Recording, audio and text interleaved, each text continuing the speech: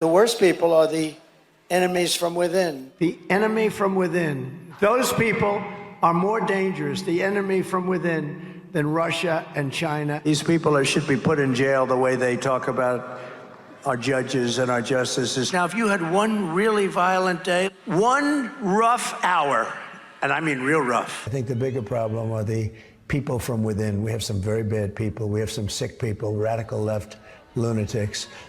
And I think they're and it should be very easily handled by, if necessary, by National Guard, or if really necessary, by the military. Who you think he's talking about? Think he's talking about Proud Boys? You think he's talking about the Ku Klux Klan? You think he's talking about white nationalists? Who you think he's talking about? I know exactly who he's talking about.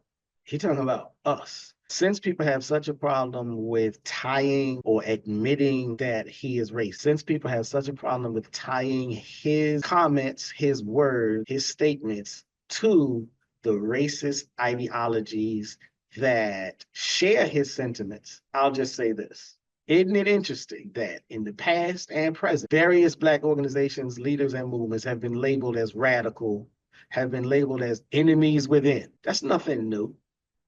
And for people to say, well, he ain't talking about Black people, how is he not?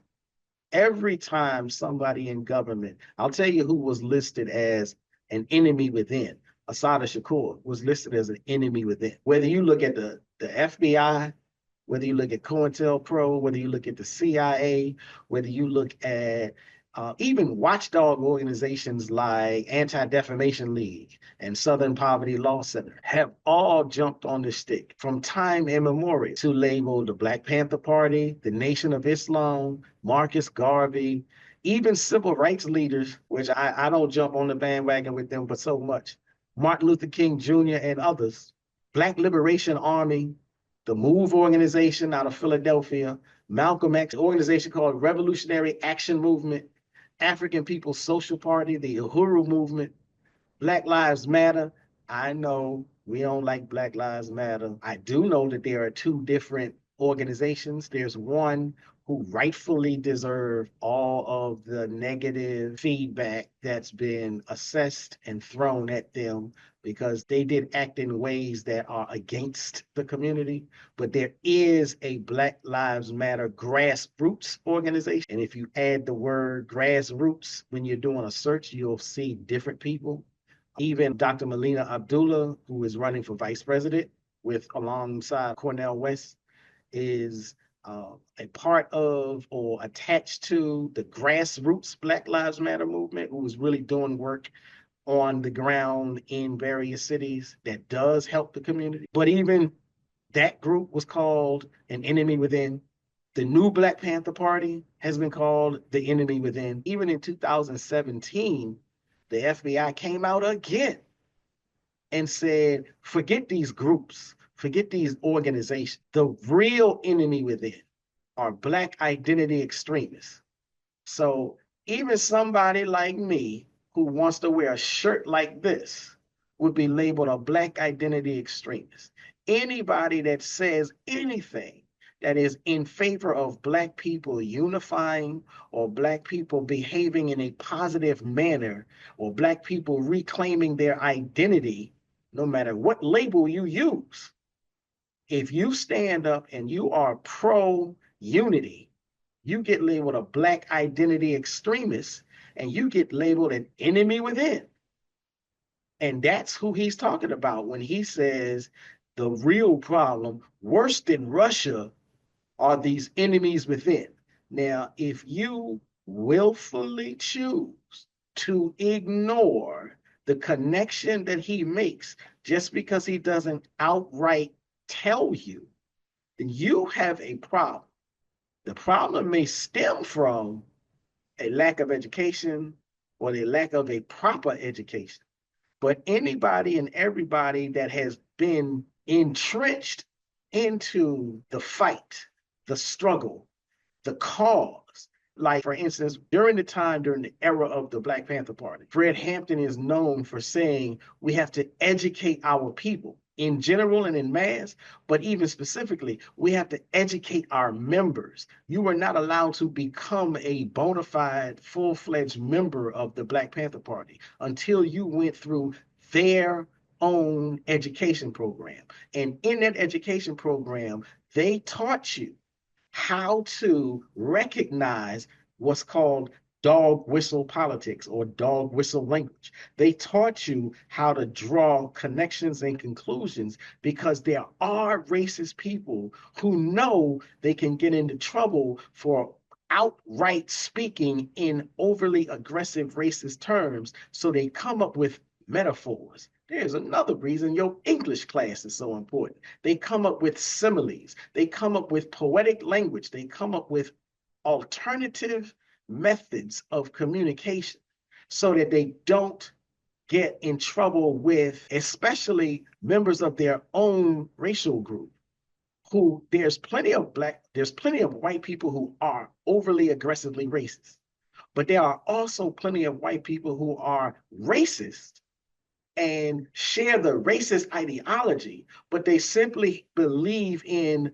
the essence of civil rights is to be civil in public discourse. So even though they harbor racist ideologies, they do not believe that they should speak plainly in favor of racist ideologies. So what they do is simply speak in coded language. Now, if you can't recognize coded language, then you need to do a study on how people in general speak in coded language and how white people and how white racists have been speaking in coded language in order to make the connection. But once you have this knowledge, wisdom, and understanding, it becomes clear who he's talking about.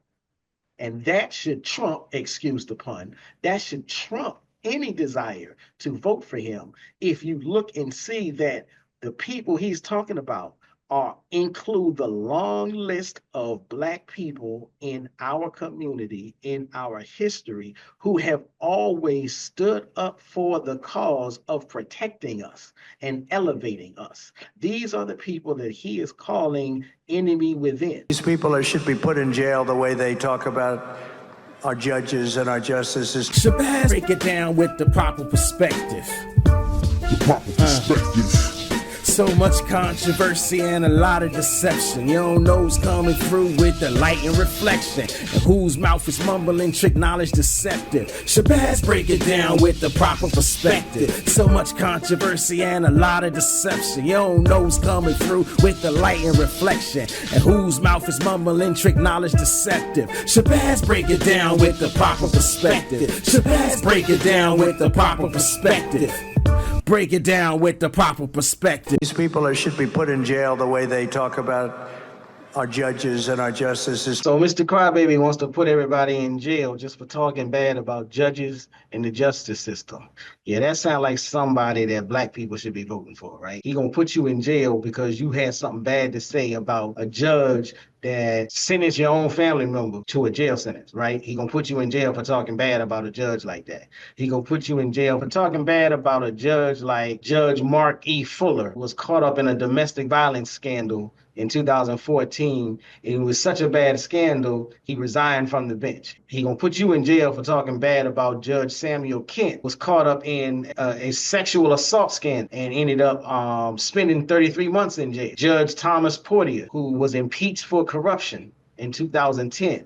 Another judge he want to put you in jail for just because you decide to talk bad about judges and the justice. And people say they don't know. I don't know where you guys come on thinking he's going to be a dictator. Yeah, okay. Not to mention Judge Jack Camp, who himself was caught up in drug-related charges. Clarence Thomas for breaking the financial rules. Judge James Ho for just being overtly racist and talking smack about people. Judge Edith Jones, another racist judge. You got all these judges. Their behavior was so bad, it raised the ire in their own states, in their own towns and cities and localities, to the point where they end up going to jail. But Orange Dude is mad that you want to talk bad about judges and the justice system. We always came up with the idea that there ain't no justice, it's just us.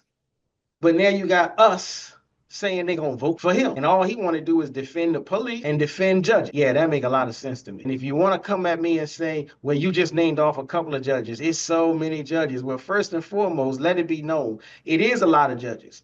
And the judge system is set up where they don't even try to track the bad behavior. They try to keep it under wraps. The same way the Catholic churches do. They try to keep everything under wraps. The same way they try to hide, cover up the bad deeds, the misdeeds in the Catholic Church. All those things that we know that has come out about the priests doing they dirt, and they always try to cover it up. That same type of cover-up system exists in the judge system, in the justice system with judges. That notwithstanding, so Reuters conducted a comprehensive investigation between 2008 and 2019. They identified over 1,500 cases where state or local judges were publicly disciplined, some resigned, some caught early retirement following the allegations of misconduct. These cases covered a range of infractions, including bias, racism, sexual harassment, and abuse of power. Despite the seriousness of the allegations, many of these judges face relatively light penalties. They ain't catch no kind of time like the time they was given to people in their courts. If somebody else came in for sexual assault, they got the book thrown at them. But when the judge was up for sexual assault, don't do it again and we'll look the other way. When they did get caught, many judges faced relatively light penalties, such as private reprimands or short suspensions, with an even smaller percentage of judges losing their positions or law license. A few federal judges, like the ones I named earlier, have been removed through impeachment, but even that remains rare. The statistics gathered by Reuters also highlight the lack of transparency in the process. Like I said, many judges receiving private sanctions that are not even disclosed to the public, like those priests. The investigation found that judicial oversight agencies in several states are highly secretive, making it difficult to know the full extent of misconduct or the true number of judges penalized. A notable example includes cases where judges' decisions led to children being wrongfully taken from their parents, and even innocent defendants being thrown in jail. Now, again, if you don't believe me, that's cool. I got a link in the information section below. You can go to the link. The Reuters link itself allows you to look up the judges in your state and see what they've been up to and what happened to them. You get the whole full court case. That we're going to give immunity to police so they can do their job. I'm giving federal immunity to police officers so they can do their job. As you can see, I had to take off the kufi. It was getting hot in here. You're considering voting for a candidate who's promising federal immunity for all police officers. He don't care if they're good or bad. He don't care if they're noble or corrupt. They're police officers, full federal immunity. And you want to vote for him. That sounds just as appealing as wanting to play chess blindfolded.